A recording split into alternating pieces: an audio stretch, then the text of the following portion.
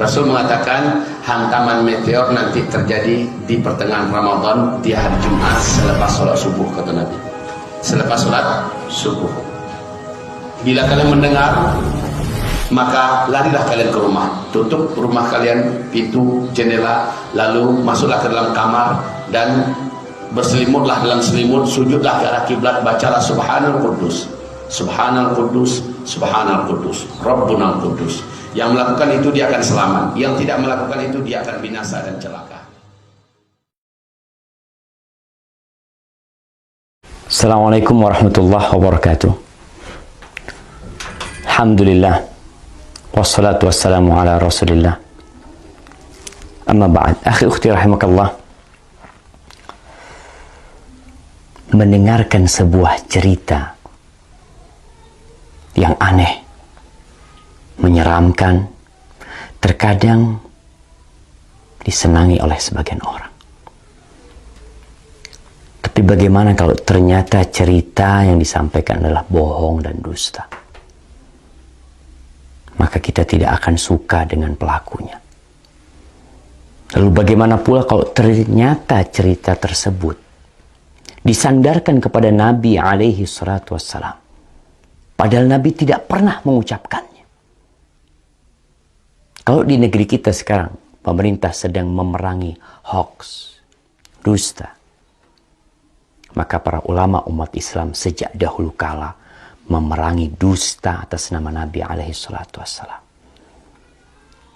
Tadi pagi ana mendapatkan kiriman sebuah video pendek yang menceritakan tentang bakal terjadi sesuatu yang mengerikan apabila pertengahan Ramadan itu tepat pada hari Jumat. Dengan semangat dia membacakannya, membuat orang yang menontonnya akan tertarik dan mungkin percaya. Dan memang dusta apabila diulang-ulangi, disebarkan, terkadang bisa menjadi sesuatu yang diyakini oleh manusia kebenarannya, padahal itu hoax. Dan Rasul sallallahu alaihi wasallam mengatakan, "Man kadzaba 'alayya muta'ammidan falyatabawa maq'adahu minan nar." Barang siapa yang sengaja berdusta atas nama aku, hendaklah dia bawa kursinya, tempat duduknya ke neraka. Maka jangan mudah-mudah menyebarkan hadis palsu, hadis dhaif, kecuali memberikan penjelasan. Kalau hadis itu palsu atau hadis itu dhaif. Ana akan bacakan hadisnya. An Ibnu Mas'ud, dari Abdullah bin Mas'ud radhiyallahu taala anhu qala Rasulullah sallallahu alaihi wasallam, Rasulullah sallallahu alaihi wasallam bersabda, padahal Nabi tidak pernah menyabdakan hal ini. Idza kana sayhatun fi Ramadan fa innahu yakunu ma'ma'atun fi Syawal wa tamyizul qabail fi Dzil Qa'dah wa tasfikud dima' fi Dzil Hijjah wal Muharram wa mal Muharram yaquluha 3 marrat hayhata hayhata yaqtulun nas fihi harajan haraja. Qulna wa ma as-sayhatu ya Rasulullah?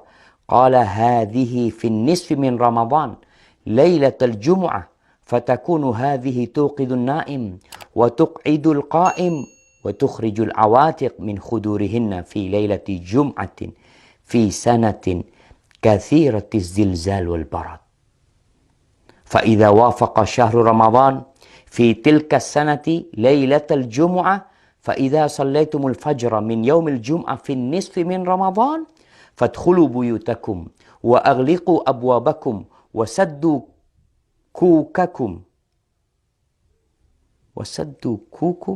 ودثروا أنفسكم وسدوا آذانكم فإذا أحسستم بالصيحة فخروا لله سجدا وقال سبحان القدوس ربنا القدوس فإن من فعل ذلك نجا ومن لم يفعل هلك.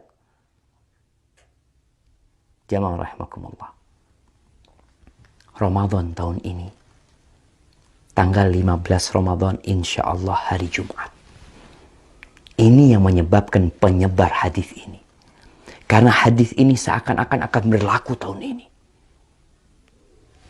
Yang artinya dari Abdullah bin Mas'ud radhiyallahu taala anhu, Rasulullah sallallahu alaihi wasallam bersabda, apabila ada suara dahsyat tepat di bulan Ramadan, maka itu akan terjadi beruntun sampai bulan Syawalnya. Banyak di antara golongan manusia lebih memisahkan diri. Mereka bergerombol-gerombol di bulan Dzulhijjahnya. Pertumpahan darah banyak terjadi di bulan Dzulhijjah tersebut. Juga semakin klimak ketika masuk di bulan Muharram. Rasulullah sallallahu alaihi wasallam menyebutkan hal itu 3 kali. Apa yang harus kami lakukan di bulan Muharram? Para sahabat bertanya, sayang. Sungguh sayang, kata beliau. Mereka tidak mengetahui dan apa yang harus dilakukan di bulan Muharram. Saat itu di antara manusia banyak yang saling membunuh. Apa suara dahsyat itu ya Rasulullah?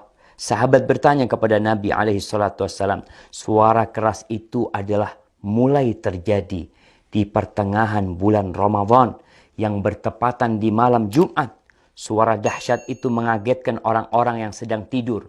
Menjatuhkan orang yang sedang berdiri. Segala benda terhempas jauh keluar dari tempatnya. Atau para wanita yang masih gadis akan keluar dari kamar-kamarnya. Malam Jumat pertengahan Ramadan itu terjadi goncangan dahsyat. Dan cuaca sangat dingin. Banyak sekali terjadi gempa. Banyak sekali yang seperti yang kita lihat lah. Gempa di mana-mana mungkin. Kemudian apabila bulan Ramadan itu tepat di tahun itu dan kalian sedang melaksanakan sholat subuh malam Jumat di pertengahan bulan Ramadan tersebut, masuklah ke dalam rumah, kuncilah pintunya, tutuplah kepala kalian, lindungi tubuh kalian dan tutup telinga kalian. Apabila kalian merasakan suara dahsyat, bersyukurlah, sujud. Nih, ada sujud. Kita tahu sujud itu ada sujud syukur, sujud tilawah, kemudian ada sujud sahwi, ada sujud ketika salat. Ini sujud ketika mendengar suara keras.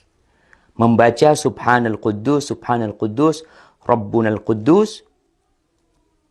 Karena sesungguhnya apabila kalian melakukan itu, niscaya selamat. Jika tidak, tentunya akan binasa. Ini tersebar jemaah di beberapa tulisan. Ini ambil dari beberapa tulisan yang ada di internet. Kemudian video itu juga telah tersebar. Yang disebarkan oleh ya entah siapa yang menyebarkan hal itu. Menyebarkan hoax. Kita lihat sekarang bagaimana hukum hadis ini. Para ulama menjelaskan hadzal hadis munkar la yasih. Hadis ini munkar, tidak benar. Al-Uqaili mengatakan laisa li hadzal hadis aslun min hadithi thiqah.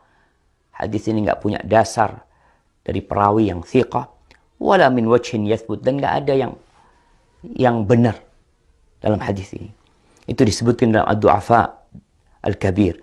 Dan Ibnul Jauzi mengatakan hadis ini hadza haditsun maudhu. Hadis ini palsu atas nama Nabi SAW. Kemudian Syekh Albani mengatakan maudhu'un, hadis ini palsu, diriwayatkan oleh Nuaim ibn Hammad dalam kitab Al-Fitan.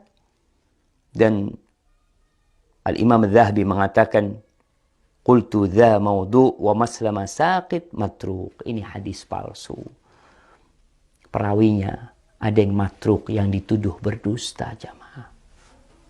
Ditinggalkan. Lalu kita meriwayatkannya, menceritakannya kepada umat, menyebarkannya. Atas nama Nabi SAW. Nabi bersabda, padahal Nabi tidak pernah menyabdakan hal itu. Jamaah, ma min qaul. Tidak ada satu ucapan yang keluar melainkan ada raqib, ada atid. Ma yalfidu min qaulin illa ladaihi raqibun atid. Akan ada yang mengawasi, mencatatnya. Tapi mungkin sebagian mengatakan, Ustadz kan boleh meriwayatkan hadis dhaif. Kan ada ulama yang berpendapat seperti itu. Kan ada khilaf di antara para ulama. Nah, Anda akan sebutkan para ulama yang membolehkan meriwayatkan hadis dhaif. Yang pertama mereka mengatakan ini dalam fadailul a'mal. Dalam fadilah beramal. Bukan dalam menceritakan hal yang gaib. Yang mana itu berkaitan dengan akidah seorang hamba nanti. boleh mengamalkan hadis-hadis dhaif dalam fadailul a'mal dengan catatan 3. Yang pertama, hadisnya tidak terlalu dhaif. Kalau yang tadi palsu. Yang kedua, hadis ini masuk dalam kaidah umum sebenarnya. Yang ketiga, tidak boleh meyakini ketika mengamalkan bahwa itu dari Nabi SAW. Hanya orang ini hati-hati mengamalkannya. Maka hadis palsu, hadis yang dhaif sekali tidak boleh. Kalau antum mau menyampaikan sebuah hadis yang dhaif, sampaikan kalau ini dhaif, kalau ini palsu agar orang faham dan mereka tidak tertipu dengan apa yang kita sampaikan. Barakallahu fikum.